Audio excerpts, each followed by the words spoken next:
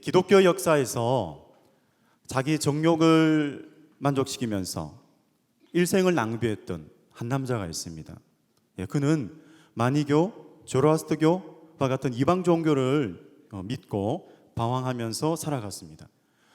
그 사람이 바로 어거스틴입니다.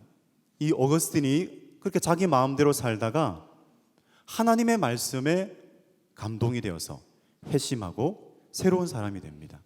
그리고 또 한 사람이 있는데, 이 사람은 같이 일하던 동료가 갑작스럽게 내리친 벼락에 죽는 바람에 그 동료가 죽는 것을 보면서 죄와 심판의 두려움에 떨게 됩니다.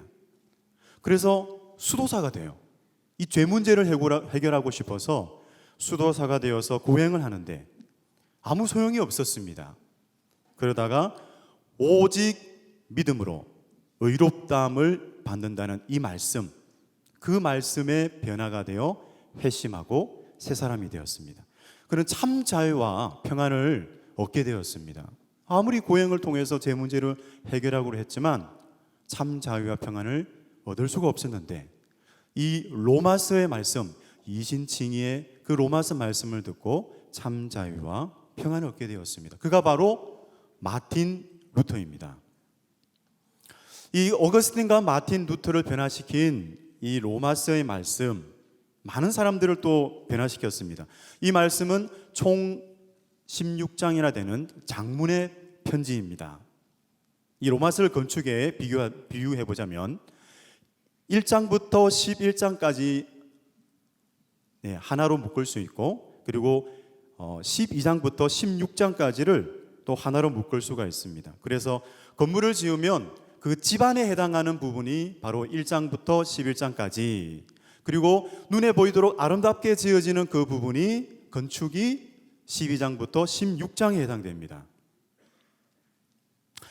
그런데 이 1장부터 11장을 한마디로 말씀을 드리면 예수 그리스도의 사역 가운데 나타난 하나님의 모든 자비하심이라고 요약할 수 있고, 12장부터 16장까지를 한마디로 요약한다면, 한 줄로 요약한다면, 그러므로 하나님의 모든 자비하심의 영광을 보여주는 삶을 살아가십시오 라고 요약할 수가 있습니다.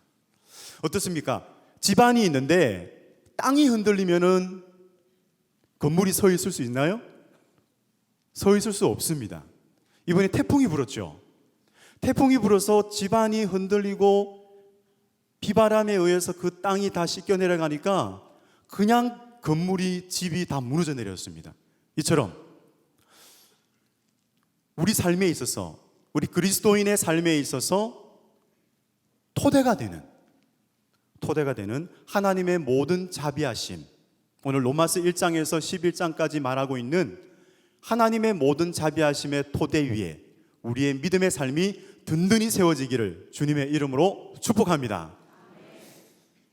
참 바울은 하나님의 모든 자비하심으로 인해서 우리 몸을, 너희 몸을 하나님이 기뻐하시는 거룩한 산 제물로 드리라, 이것이 너희의 드릴 영적 예배니라 라고 말씀하셨습니다. 그러니까 하나님이 기뻐하시는 헌신은 가장 먼저 하나님의 자비하심을 아는 데서부터 시작되어야 됩니다. 그 자매는 타락한 피조물의 비극, 그 피조물의 비극을 기꺼이 없애주시려는 하나님의 성품이고요, 소망이 없는 불쌍한 사람들에게 베풀어지는 하나님의 은혜입니다. 참 세상에 이 비극적인 이야기들이 참 많아요. 요즘에 참 정말 비극적인 이야기들이 우리에게 들려집니다. 동반자살의 이야기, 그리고 전쟁 이야기, 그리고 죽음, 사랑하는 이들의 죽음, 그 외에 많은 비극적인 일들이 우리 주위에 일어나고 있습니다. 하지만 정말 비극 중의 비극은 무엇일까요? 그것은 죄인은 하나님의 원수가 되었고 진노의 자녀라는 것입니다. 죄의 공장이 되어서 죽을 때까지 죄의 노예로 살다가 영생 복락이 아니라 영원 고통, 그 영원 고통으로 들어갈 수밖에 없다는 것이죠. 상상만 해도 끔찍하지 않습니까? 왜 그럴까요? 소망이 없기 때문에 그래요. 그 영혼들에게 소망이 없기 때문에 그렇습니다. 그래서 오직 소망은 세상의 빛이 되시는 우리 예수님께 있음을 믿습니다. 하나님의 자비로움, 이 은혜를 받은 자마다 비극은 끝나요. 비극은 끝나고 그 삶에는 희극이 시작됩니다. 사도행전 9장을 보면은 그렇게 비극적인 삶을 살아가던 한 남자가 있었습니다. 마치 계속 걸어가면 낭떠러지가 있어서 죽을 수밖에 없는데 눈이 가려져서 그것을 보지 못하고 그냥 그 걸음을 계속 걸어가던 한 남자, 바로 사울이죠. 사울이 다메섹으로 바쁘게 길을 가는 도중이었습니다. 그 손에는 대제사장으로부터 받은 공문이 있었어요. 그 공문은 예수 제자는 무조건 잡아들여라, 남녀 가리지 않고 길밖에도 좋다, 그런 내용을 갖고 있었습니다. 그런데 길을 가는 도중에 다메섹에 다 가까이 와서 저항할 수 없는 하나님의 자비가 그에게 쏟아졌습니다. 강렬한 광채에 눈을 뜰 수가 없었어요. 그냥 땅에 엎드려져서 한 음성을 듣습니다. 사울아, 사울아, 내가 어찌하여 나를 핍박하느냐? 주여, 누구십니까? 나는 내가 핍박하는 예수라. 주님은 사울을 아나니아에게로 데려갑니다. 이 아나니아 선지자에게로 보내어서 하나님의 큰 일을 듣게 하시죠. 아나니아가 그에게 안수했을 때 사울을 가리고 있었던 그 눈이 뜨게 됩니다. 눈을 뜨게 됩니다. 그때 영적인 눈도 동시에 뜨게 되죠. 정말 사울은 그때를 잊을 수가 없습니다. 평생토록 그 시간을 잊을 수가 없었습니다. 그래서 나중에 믿음 안에서 참 아들이 되었던 그 디모데에게 이렇게 간증을 합니다. 우리 디모데전서 1장 15절에서 16절까지인데요. 우리 함께 읽도록 하겠습니다. 미쁘다 모든 사람이 받을 만한 이 말이여, 그리스도 예수께서 죄인을 구원하시려고 세상에 임하셨도다 하였도다. 죄인 중에 내가 괴순이라. 그러나 내가 긍휼을 입은 까닭은 예수 그리스도께서 내게 먼저 일체 오래 참으심을 보이사 후에 주를 믿어 영생 얻는 자들에게 본이 되게 하려 하심이니라. 아멘. 그래서 바울이 로마서 1장에서 11장까지의 이 장문의 편지를 써내려갈 때에 정말 물밀듯이 밀려오는 그런 마음이 있었습니다. 우리가 받은, 너희가 받은 그 하나님의 모든 자비하심이 얼마나 크고 얼마나 영광스럽고 얼마나 크고 놀라운지를 알게 되면 옛날에 그렇게 살던 방식대로 살아갈 수 없다. 그냥 그 자리에 주저앉아서 그렇게 살 수 없다. 그런 마음이었어요. 정말 하나님의 은혜와 사랑으로 불붙는 그런 마음이 사도 바울에게 있었습니다. 그래서 11장을 마무리하고 나자 너무 그 하나님의 모든 자비하심에 감격한 나머지 사랑스럽게 불렀습니다. 그러므로 형제들아, 내가 하나님의 모든 자비하심으로 너희를 권하노니 너희 몸을 하나님이 기뻐하시는 거룩한 산 제물로 드리라. 이는 너희의 드릴 영적 예배니라. 정말 바울처럼 하나님의 자비하심에 이 은혜, 그 불을 받았던 한 사람이 있었습니다. 영국 사람 존 뉴턴. 이 사람은 노예 상인이었어요. 나중에 목사님이 되는데 원래는 노예 상인이었습니다. 그는 어린 시절부터 어머니로부터 신앙 교육을 받습니다. 어머니가 그에게 성경 구절을 읽어줘요. 그리고 그를 위해서 기도합니다. 이 존 뉴턴은 어머니로부터 그런 신앙적인 모습을 보면서 자라가요. 그런데 그만 어머니가 이 존 뉴턴이 5살 되는 해에 6살 때에 폐결핵으로 돌아가시고 말아요. 그리고 5년 후에 노예선의 선장이었던 그 아버지를 따라서 이제 배를 타게 됩니다. 그래서 배를 타고 아프리카도 가게 되는데 나중에 그 자서전을 보면은 자기가 아프리카로 간 이유가 죄를 마음껏 지으려고 갔다는 거예요. 정말 아프리카로 가서 죄를 마음껏 짓고 살았어요. 그렇게 노예 상인이 되어서 노예들을 이송하고 많은 죄를 짓고 살았던 그에게 하나님께서 그에게 자비를 베풀어 주시는 일이 생겼습니다.